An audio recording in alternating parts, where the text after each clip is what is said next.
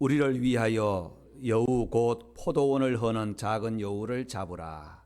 우리의 포도원에 꽃이 피었음이라. 내 사랑하는 자는 내게 속하였고 나는 그에게 속하였도다. 그가 백합화 가운데서 양떼를 먹이는구나.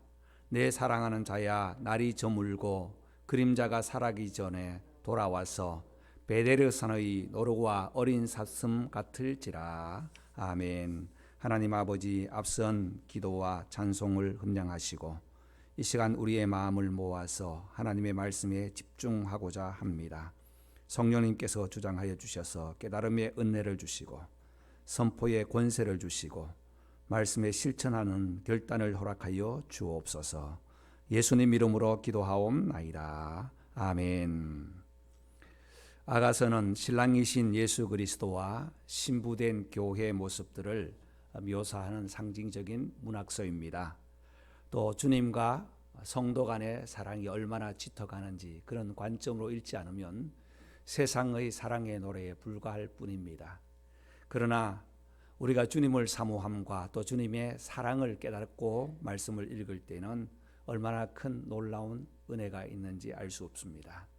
지난주에는 이 사랑의 노래 중의 노래라는 서론을 말씀드렸고 1장에서 시작된 사랑은 더욱 점점 깊어져서 2장 5절 말씀 보면 병이 들 만큼 사랑스럽고 병이 들 만큼 내가 사랑을 사모한다는 말씀이 나옵니다.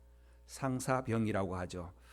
그래서 7절 말씀에 보시면 예루살렘의 딸들아 내가 노루와 들사슴을 두고 너희에게 부탁한다. 내 사랑이 원하기 전에는 흔들지 말고 깨우지 말지니라 라고 합니다. 아가서는 문학서라고 했죠. 그래서 우리가 오늘은 좀 문학적으로 돌아보자고요. 문학적으로 보면서 우리가 시를 쓰고 이 시인의 마음 안에 들어가서 얼마나 사랑이 그립고 사랑이 좋았으면 깨우지 말자라는 말씀을 했을까요? 3장 5절에도 동일한 표현을 반복해서 나오는 것을 볼 수 있습니다.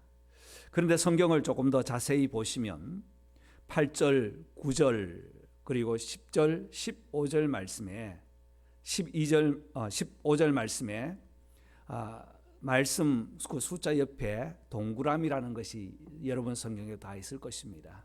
이것은 어떤 단락의 변화를 의미하죠. 8절과 10절, 15절에 동그라미가 붙어 있는데 성경을 읽으실 때는 그 동그라미를 좀 생각하면서 읽으시면 은혜가 됩니다. 이 동그라미는 어떤 상황의 변화 전개되는 것이죠. 문맥이 약간 바뀔 때에 또 상황이 바뀔 때에 일어나는 현상입니다. 8절 말씀에 동그라미가 있고요. 10절 말씀에 동그라미가 있고 15절 말씀에 동그라미가 있는 것을 보아서 상황이 전개되고 있다는 겁니다. 7절 말씀에서 얼마나 큰 사랑인지 7절 말씀에 깨우지 말라, 흔들고 깨우지 말라. 어떨 때 흔들지 말고 깨우지 말라고 합니까? 잠들어 있을 때에. 자, 그러면 우리가 시적인 또 문학적인 관점으로 오늘 보면 노루와 사슴은 사랑의 상징입니다. 이 동물을 보기만 해도 이쁘지 않습니까? 펄쩍펄쩍 뛰어다니는 그 노루, 사슴 보면 참 이뻐요. 사랑의 표현, 사랑을 얼마나 사모하면 노루와 사슴으로 비유하면서 이제 8절 말씀에 전개되는데 잠이 들어있는 모습을 보니까 얼마나 사랑스러운지 8절에 사랑하는 사람의 목소리가 들리고 산을 넘고 달려와서 내가 누워있는 창가에 있어서 창살 틈으로 엿보고 있는데 라고 8절에 전개가 됩니다. 7절에 자고 있어요.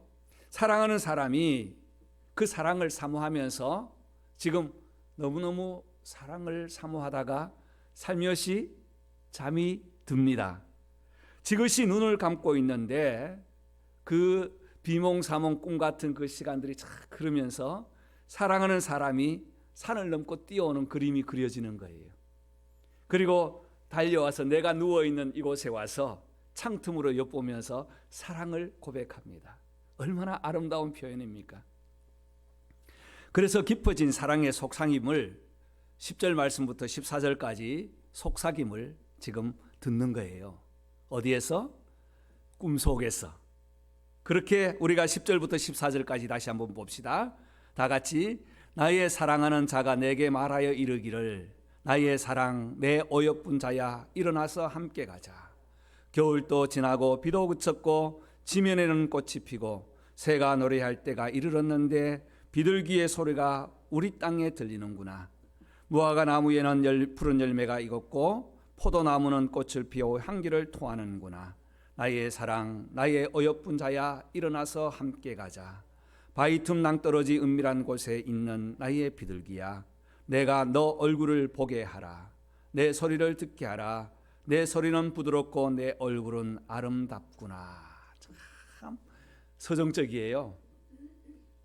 정말 사랑하는 사람이 창틈에 와서 속삭이는 그 노래소리, 그 노래소리가 들려오는데 겨울, 봄, 나무, 새들, 노루, 사슴 여러 가지 정향을 가지고 서정적으로 표현을 하는 그 사랑의 속삭임이 얼마나 사랑의 관계가 아름다운 친밀한 관계였으면 이런 소리들을 꿈속과 같은 그 속에서 잠이 살며시 들 때에 들려오겠냐 하는 것입니다. 한국의 서정적인 시인 이러면 우리는 윤동주 시인을 우리는 기억할 것입니다. 어릴 때 학교 다닐 때 윤동주 시인 하면서 뭐 하늘, 바람, 별, 비 이런 글을 많이 썼지 않습니까? 일제시대 때에 그 참혹한 상황들을 표현을 하면서 어느 날은 바람같이 비와 같이 하늘의 별처럼 우리 민족을 노래했던 그 시인, 계절을 표현했듯이 오늘도 사랑하는 사람이 잠들어 있는 그 모습 속에 지금 달려와서 그 사랑을 연민하며 함께 만나는 사랑하는 형제 자매가 노래하는 그 노래가 아름답고 너무 아름답습니다. 겨울이 지나 새소리가 울리고 정원에는 꽃이 피어 향기가 진동하는데 사랑하는 여인과 함께 손을 잡고 걷고 싶은데 자는 모습을 보니 깨울 수가 없어서 혼자 중얼거려 봅니다. 그 중얼거리는 그 마음을 자는 사람이 꿈속에서 지금 꿈을 꾸고 있는 모습과 같은 거예요. 사랑하는 자여, 어여쁜 자여, 일어나서 함께 가자. 그 거리를 걷고 싶은 그 마음을 지금 헤아리고 있다는 것입니다. 사랑하는 성도 여러분, 저와 여러분도 우리 주님의 사랑, 이 사랑을 우리가 함께 묵상할 때에 우리가 누워서 깊은 묵상에 빠졌을 때에 우리 주님 찾아오셔서 우리에게 사랑하는 자여 일어나서 함께 가자. 손을 잡고 거닐어 보자. 겨울도 지났고 봄이 되었는데 이 정원에는 아름다운 꽃이 피었구나 라는 주님의 음성이 우리의 마음에 들린다면 얼마나 행복하겠습니까? 저는 이 말씀을 묵상하면서 저도 이 나무 아래서 의자를 놓고 한번 누워 있어 보았습니다. 주님의 세미한 음성이 들리는가 누워 있어 보았습니다. 묵상을 깊이 했습니다. 우리 화단에는 꽃이 피어 있습니다. 아름다운 양귀비 꽃이 피었구나. 일어나서 함께 가자 라는 말씀을 묵상하면서 일어나 보니까 양귀비 꽃은 벌써 떨어지고 있더라고요. 이틀 못 가는 것 같아요. 그러나 주님의 사랑은 변함없이 오늘도 우리에게 속삭이고 계십니다. 이 주님의 사랑을 사모하는 성도들 되시기를 주의 이름으로 축복합니다. 주님과 더 깊은 교제 속에서 오늘 또 말씀을 묵상하면서 주님께서 들려주시는 그 마음의 노크를 들으며 어여쁜 자여, 사랑하는 자여, 일어나서 나와 함께 손을 잡고 걸어가자는 주님의 사랑이 저와 여러분에게 들려지기를 주님의 이름으로 축복합니다. 그런데 오늘 함께 읽은 15절부터 17절까지는 이 사랑을 허무는 불청객이 있습니다. 15절 말씀, 우리를 위하여 여우 곧 포도원을 허는 작은 여우를 잡으라. 우리의 포도원에 꽃이 피었습니다. 15절부터 우리가 17절까지 읽었는데 보면 작은 여우를 잡으라. 이런 사랑을 회방하는 회방꾼이 있다면 불청객입니다. 포도원을 허는 작은 여우입니다. 이 여우는 포도원을 좋아하는 것 같아요. 그래서 탈무드에도 포도와 여우라는 이야기가 있고 이속 우화에도 여우와 포도라는 이야기가 있듯이 여우는 포도를 좋아하는 것 같습니다. 포도밭에 들어와서 포도원에 들어와서 엉망으로 허물어 버립니다. 그래서 요한복음 15장 1절에는 예수님은 나는 포도나무요 내 아버지는 농부라 가지가 줄기에 붙어 있어야 싱싱한 열매를 맺는다고 했습니다. 우리 모두는 가지로서 주님 줄기에 붙어 있을 때에 저와 여러분에게도 주님께서 공급해 주시는 영양분으로 아름다운 포도송이가 주렁주렁 열리게 되는 줄 믿습니다. 그런데 살아가면서 믿음 생활하면서 불청객이 있다는 것이죠. 그런데 이 말씀을 묵상하던 어떤 학자는 여우만 연구를 했던 분이 있더라고요. 여우는 포도원의 향기가 날 때에 여우가 좋아하는 것 포도도 좋아하지만 더 이 포도의 향기를 좋아하는 동물이 있다면 쥐가 좋아한답니다. 쥐가 일어나서 포도원을 막 다니는데 사실 이 여우는 포도보다는 그 들쥐에 관심이 있어서 들어와 가지고 들쥐가 도망다니는 그 들쥐를 잡기 위해 가지고 온 천지를 그냥 포도원을 다 망치고 돌아다닌다고 되어 있었습니다. 참 좋은 해석 같습니다. 포도원에 들어와 망치는 작은 여우를 잡아 버리라고 했습니다. 바꿔서 우리의 영적으로 본다면 우리의 마음에 들어와서 허무는 작은 여우, 그 여우는 무엇일까요? 백합화 가운데 양떼를 먹이시는 주님과 함께 행복한 걸음을 걷고 싶은데 작은 여우가 우리의 사랑의 관계를 무너뜨리고 들어와서 흩뜨려 버린다면 우리는 그것을 어떻게 해야 할까요? 잡아야 되지 않겠습니까? 말씀으로 잡으십시오. 기도로 잡으십시오. 찬송으로 잡으십시오. 우리의 마음이 흐트러지고 있는 것들이 있다면 그것이 곧 작은 여우요. 한 마음이 되지 못하는 것들이 있다면 그것이 곧 내 마음의 작은 여우가 아니겠습니까? 베델의 산에 노루와 어린 사슴 같게 할 것이다. 여기에 베델의 산은 어떤 산인지 명확하게 나와 있지 않습니다. 그래서 원문 그대로 베델이라는 말을 썼는데요, 언약의 산, 약속의 산이라고 표현되어 있습니다. 원래 베델이라는 말은 둘로 쪼개다 험악한 산이다, 베델의 향이 나는 산이다, 여러 가지 주장을 하는 학자들이 있는데 다 모아도 어떤 산인지 어느 산인지 분명하게 알 수는 없지만 가장 아름다운 산에서, 약속의 산에서 거니는 주님의 그 사랑을 묘사할 때에 표현했다는 표현이라고 합니다. 저와 여러분이 주님과 함께 거니는 아름다운 에덴의 동산, 그 동산이 켄트 동산이 되기를 바랍니다. 여러분의 마음의 동산이 되어서 혹 우리의 마음과 우리의 공동체를 허무는 작은 여우가 있다면 그것을 다 잡아버리고 다시 예수 안에서, 은혜 안에서 회복되고 하나님의 사랑을 더욱더 체험하는 귀한 공동체 되시기를 주님의 이름으로 축복합니다. 세 번째 보시면 위기에서 만나는 큰 기쁨을 우리는 또 누릴 수 있습니다. 오늘 말씀은 3장 5절까지 다시 전개가 되는 그 내용인데요, 3장 1절로 4절까지 다시 한번 같이 읽도록 하겠습니다. 3장 1절로 4절까지. 내가 밤에 침상에서 마음에 사랑하는 자를 찾았구나. 찾아도 발견치 못하였구나.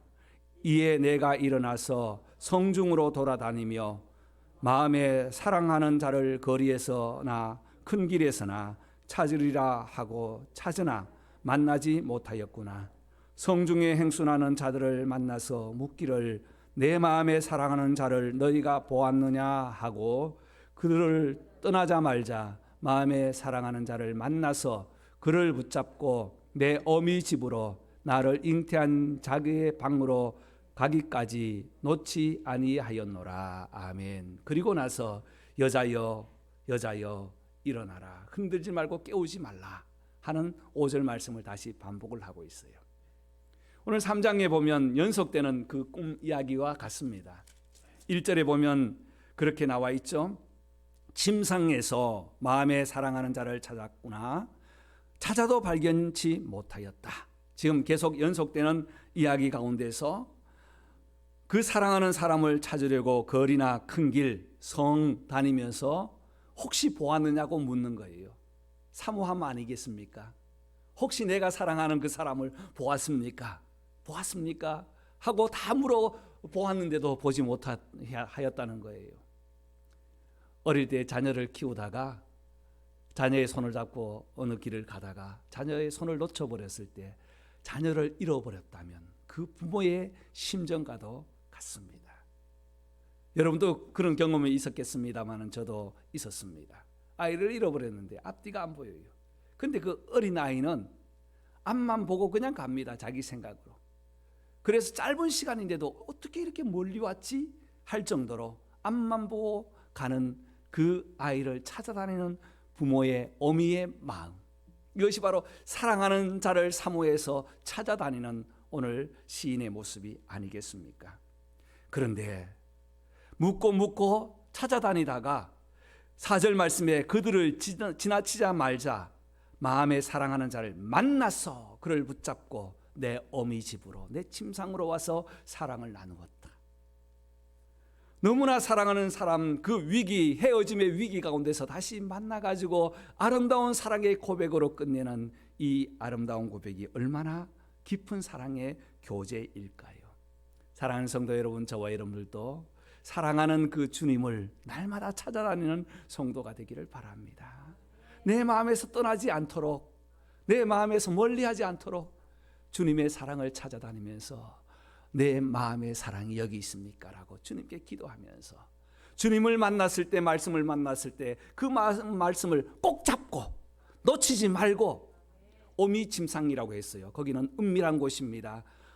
사랑하는 사람이 사랑을 나누는 곳이에요. 거기에서 떠나지 말고 우리가 함께 하자는 것처럼 우리 주님의 손을 꼭 잡고 이 땅에서 믿음으로 살다가 영원한 천국, 아름다운 주님과 교제하는 그곳에서 떠나지 않는 우리 성도의 아름다운 고백이 이번 한 주간 또 마감하시고 내일 거룩한 성일을 통해서 다시 출발하는 귀한 은혜가 있기를 주의 이름으로 축복합니다. 기도하겠습니다.